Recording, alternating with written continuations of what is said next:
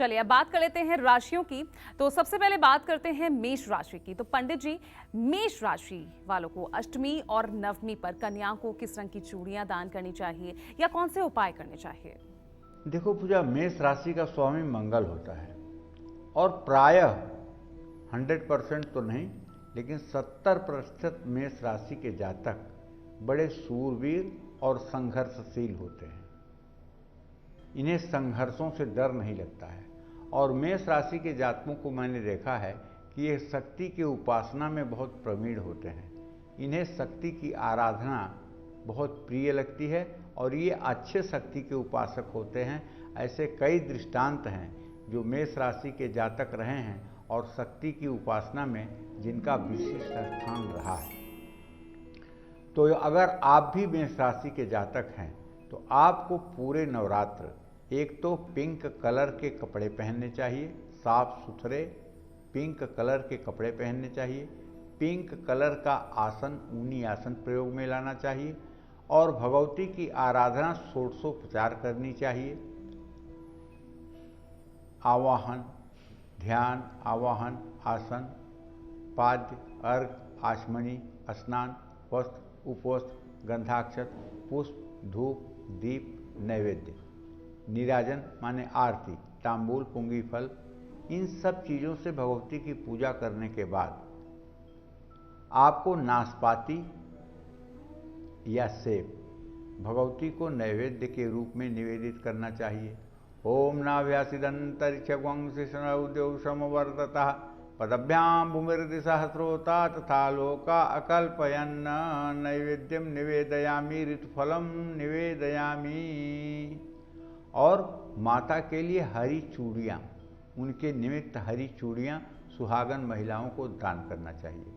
घर में जितने सदस्य हैं आप उनकी संख्या गिन लीजिए और अगर हो सके तो उतने वृक्षों का रोपण नवरात्र में कहीं अगर आप कर सकते हैं तो कर दीजिए। और अगर आपके घर में तुलसी का पेड़ नहीं है अभी तक, केले का पेड़ नहीं है अब तक, तो तुलसी और केले का पेड़ ले आकर के अगर आप अपने घर के ईशान कोण के 2 गमलों में रख लीजिए तो आपको सारे पेड़ लगाने के पुण्य प्राप्त हो जाएंगे। जय मां विंध्यवासिनी। तो पंडित जी अब बात कर लेते हैं वृषभ राशि के लिए। तो वृषभ राशि वालों को अष्टमी और नवमी पर कन्याओं को क्या दान करना चाहिए और कौन से उपाय करने चाहिए? देखो पूजा, वृषभ राशि वालों का भी अपना एक स्वभाव होता है। वृषभ राशि में भगवान श्री कृष्ण का जन्म हुआ था और भगवान श्री कृष्ण योग माया आदिशक्ति के भाई हैं। यशोदा के यहाँ योग माया पैदा हुई थी और देवकी के यहाँ भगवान श्री कृष्ण पैदा हुए थे और ये योग माया की जगह श्री कृष्ण चले गए, श्री कृष्ण की जगह योग माया चली आई। तो कहने का मतलब भगवान श्री कृष्ण का योग माया से कैसा संबंध है ये जग विदित है। वृषभ राशि के जातक स्थिर चित्त वृत्ति के लोग होते हैं और ये शक्ति की उपासना में बहुत ही प्रवीण होते हैं। इनका राशि स्वामी शुक्र होता है जिसकी अधिष्ठात्री देवी भगवती दुर्गा है। तो इन्हें विधिवत दुर्गा जी की मूर्ति का या श्रीयंत्र का या लक्ष्मी जी की मूर्ति का विधिवत पूजन उपासना जिस भी क्रम में आप उत्तम से उत्तम कर सकते हैं पूरे नवरात्र करना ही चाहिए। लेकिन कन्या पूजन के बाद नवमी के दिन आपको चाहिए कि कन्याओं को उनका पैर धोएं, उनके पैर पर हल्दी और अक्षत डालें, उनके फूल डालें, उनके माथे पर लाल चंदन का तिलक लगाएं, लाल फूलों की माला या सफ़ेद फूलों की माला पहनाएं, उन्हें लाल चुनरी दें, पीतल की थाली में उन्हें अच्छी अच्छी चीज़ें भोजन के लिए दें जैसे हलवा, पूड़ी, दही, जलेबी, फल। ये सब पूजन करने के बाद जब पूजन समाप्त हो जाए और कन्याएं प्रसाद ग्रहण कर लें तो उनका हाथ धुला करके उनका हाथ पोंछना चाहिए और उनके हाथ में सेब, अनार और लाल चूड़ियाँ देना चाहिए, दक्षिणा भी देना चाहिए और एक थाली में थोड़ा सा चावल रख करके वो कन्याओं से अपने ऊपर छिड़कवाना चाहिए और अपनी पीठ कन्याओं से ठुकवाना चाहिए। ज़रूरतमंद कन्याओं की मदद भी करनी चाहिए। अगर कोई कन्या ऐसी है जो पढ़ाई नहीं कर पा रही है अर्थव्यवस्था की कमी के कारण या जो ठीक से अन्न वस्त्र की कमी में है, ऐसी कन्याओं का दिल खोलकर मदद भी करना चाहिए।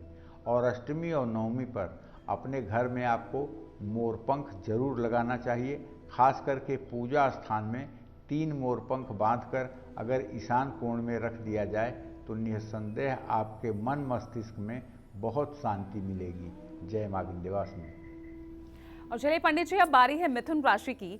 तो मिथुन राशि वालों को अष्टमी और नवमी पर कन्याओं को किस रंग की चूड़ियां दान करनी चाहिए? अगर आपकी नाक तोते की तरह है और आपका चेहरा होठ से ऊपर चौड़ा है, नीचे बहुत पतला हो गया है पान के पत्ते की तरह, तो निश्चित रूप से आप मिथुन राशि के हैं। अगर आप मिथुन राशि के हैं तो सुबह उठिए, स्नान करिए, सूर्य को अर्घ्य दीजिए, प्राणायाम करिए और उसके बाद भगवती की आराधना में लग जाइए। हरे रंग का आसन, ऊनी आसन बिछा करके उसके ऊपर पूर्व दिशा में मुँह करके दुर्गा यंत्र, श्री यंत्र, महालक्ष्मी या दुर्गा की मूर्ति का विधिवत पाद्य, अर्घ, आचमनी, वस्त्र, उपवस्त्र, गंधाक्षत, पुष्प, धूप, दीप, नैवेद्य से जितनी भी सामग्रियां आपके पास उपलब्ध हैं, श्रद्धापूर्वक श्री सूक्तम के 16 मंत्रों को हर समय बोलते रहिए और पूजा करते रहिए।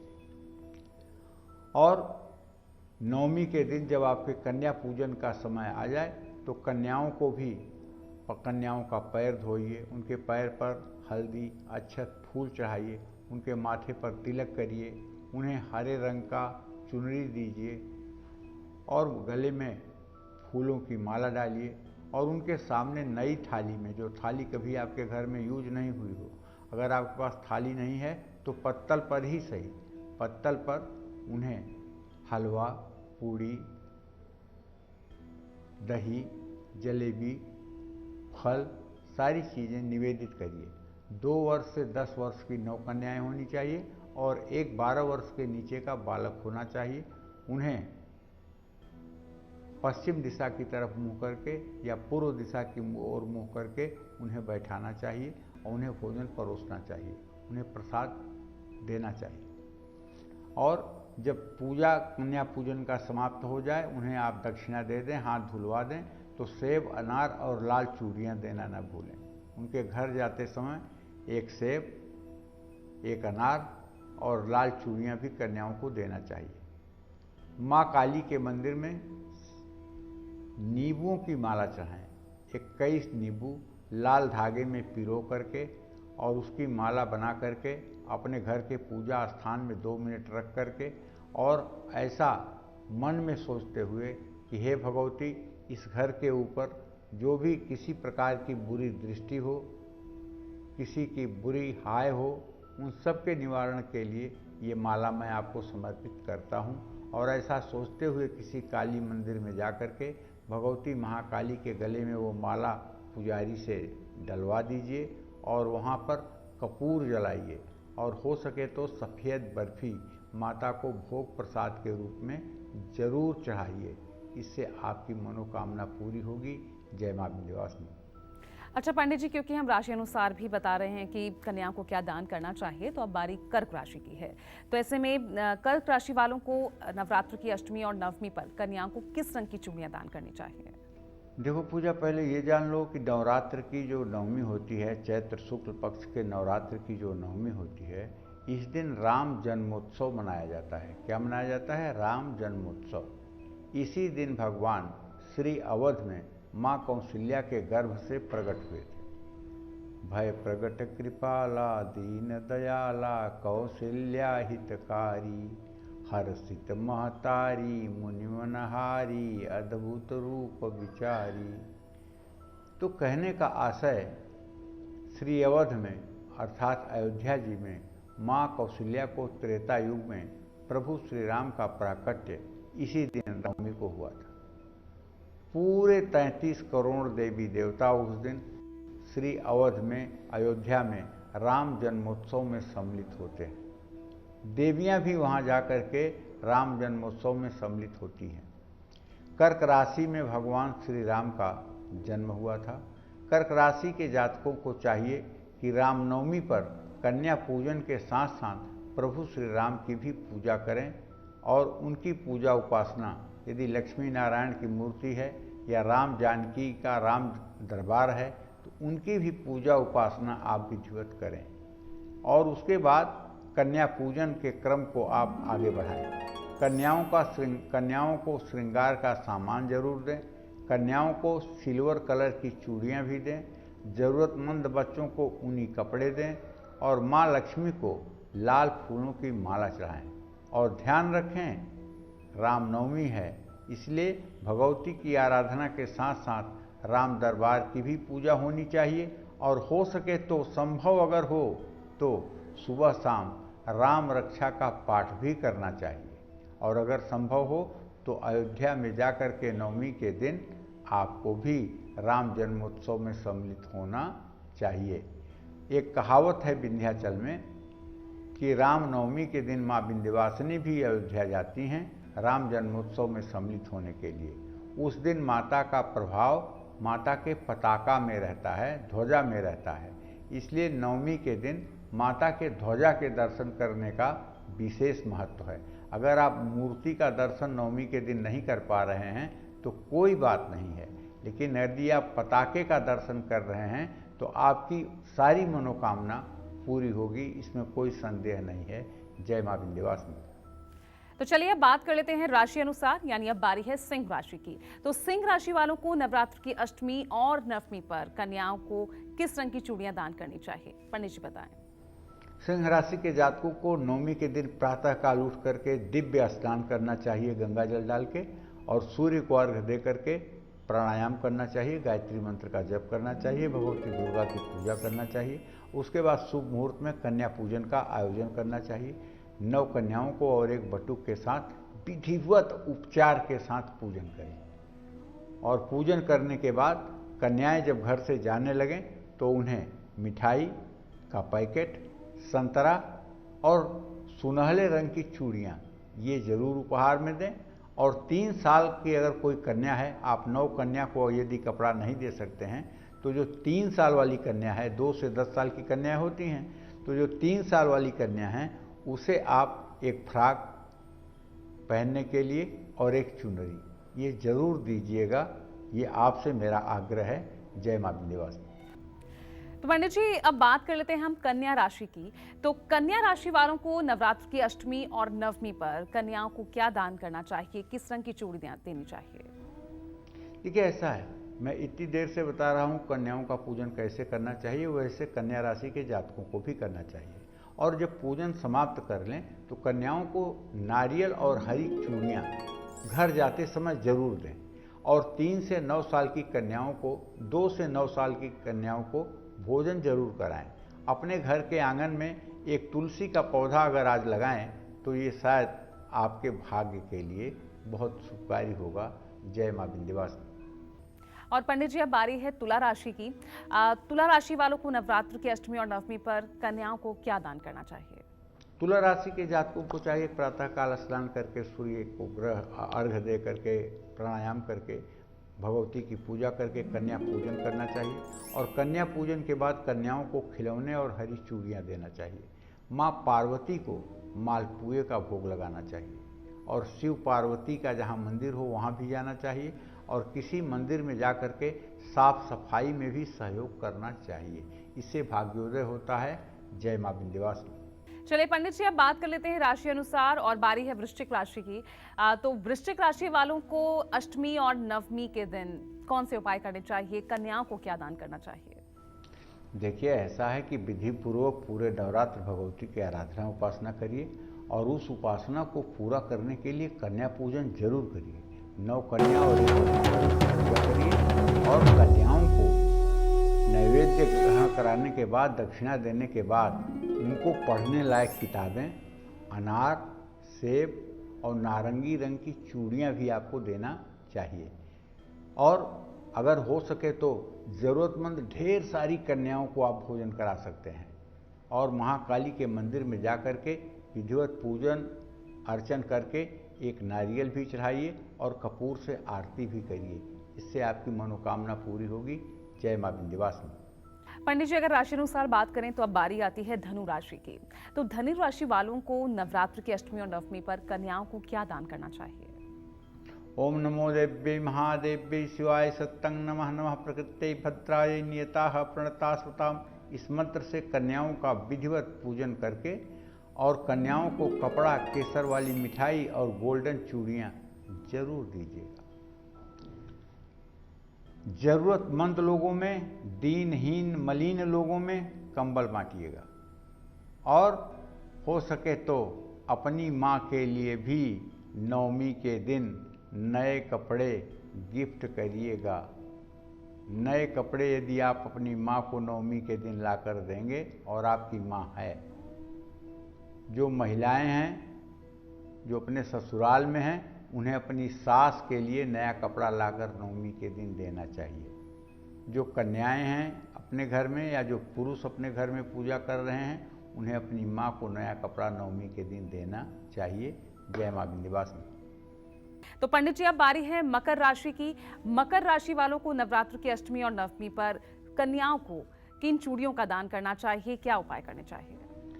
देखिए, ऐसा है, मकर राशि का स्वामी शनि होता है। मकर राशि के जातकों को चाहिए पूरे नवरात्र प्रातः स्नान करके भगवती दुर्गा की आराधना करें और जब नवरात्र का समापन होने लगे तो नवमी के दिन कन्याओं का विधि पूर्वक पूजन करें, विधि सम्मत पूजन करें और हो सके तो कन्याओं को आसमानी रंग के कपड़े, आसमानी रंग की चुनरी दान करें और कन्याओं को काले अंगूर और केले ये भी खाने के लिए देना चाहिए। कन्याओं को हरी रंग की चूड़ियाँ भी दान की जा सकती हैं और यदि आपने अपने घर में श्री यंत्र स्थापित किया हुआ है, यदि आपके घर में महालक्ष्मी की प्रतिमा है, तो आज के दिन आपको चाहिए चांदी की कटोरी में सुंदर खीर बना करके उसमें पंचमेवा जरूर डालिएगा और चांदी का चम्मच डाल करके महालक्ष्मी के सामने हाथ जोड़कर निवेदन करके रख दीजिए और उसे कम से कम 24 मिनट तक वहाँ रहने दीजिए और बगल में एक चांदी की गिलास में शुद्ध पानी भी रख दीजिए और उसे वहाँ कुछ देर रहने दीजिए। तो ऐसा करने के बाद आपके जीवन की सारी मुश्किलें दूर हो जाएंगी। जय मां विंध्यवासिनी। और अब बारी कुंभ राशि की। तो कुंभ राशि वालों को पंडित जी नवरात्र की अष्टमी और नवमी पर क्या उपाय करने चाहिए, कन्याओं को क्या क्या दान करना चाहिए? कुंभ राशि के जातक संसार में सबसे ज्यादा है, सबसे ज्यादा इनकी आबादी है। ऐसे में मैं कहना चाहूँगा कि आप प्रातःकाल स्नान करके सूर्य को अर्घ्य दीजिएगा और सूर्य को अर्घ्य देने के बाद भगवती दुर्गा और माँ गायत्री की पूजा उपासना करने के बाद कन्या पूजन करिएगा। कन्या पूजन को पूरा भाव विभोर होकर करिएगा, पूरे परिवार के साथ करिएगा और कन्याओं को नैवेद्य के रूप में, प्रसाद के रूप में अंगूर केला दीजिएगा और उनके हाथों में हो सके तो हरी चूड़ियाँ पहनाइएगा। घर में जितने सदस्य हैं हो सके तो उतने पेड़ लगाइए। राम रक्षा स्तोत्र का पाठ करिए। राम नवमी है तो राम नवमी के दिन राम रक्षा स्तोत्र का पाठ करिए। राम दरबार का पूजन करिए, हनुमान जी का पूजन करिए। ये सारी पूजा उपासना आपकी मनोकामना पूरी करेगी। जय मां विंध्यवासिनी। और पंडित जी अब बारी आती है मीन राशि की। तो मीन राशि वालों को नवरात्र की अष्टमी और नवमी पर क्या क्या उपाय करने चाहिए? देखिए, मीन राशि के जातकों को चाहिए कि देवगुरु बृहस्पति की राशि है, इन लोगों को चाहिए प्रातःकाल एकदम ब्रह्म मुहूर्त में स्नान करके सूर्य को अर्घ्य देकर प्राणायाम करके भगवती की आराधना करें विधिपूर्वक। और जब जो मैंने मुहूर्त बताया है कन्या पूजन का, यदि आपका नवरात्र का व्रत चल रहा है और आपने पाठ वगैरह कर लिया है, हवन वगैरह हो गई है, तो आप कन्या पूजन का आयोजन करिए। अपने घर में उत्सव जैसा माहौल बनाइए। जैसे शादी विवाह में चहल पहल रहती है, खुशियाँ रहती हैं, वैसे आपके घर के सभी सदस्य स्नान करके पवित्र हो करके कन्या पूजन में सहयोग करें। मीन राशि वाले जातक कन्याओं को संपूर्ण श्रृंगार की सामग्री दान करें। छोटी कन्याओं को रंग बिरंगे रिबन और गोल्डन चूड़ियाँ दान करें। ज़रूरतमंद लोगों को, गरीबों में अनाज बांटें। माँ महाकाली को नींबू की लाल माला और लाल फूलों की माला चढ़ाएं। तो ये सारे क्रम अगर किए जाएंगे तो निसंदेह मनोकामना पूरी होगी और कभी किसी प्रकार की आपत्ति विपत्ति में आप नहीं फंसेंगे। जय मां विंध्यवासिनी।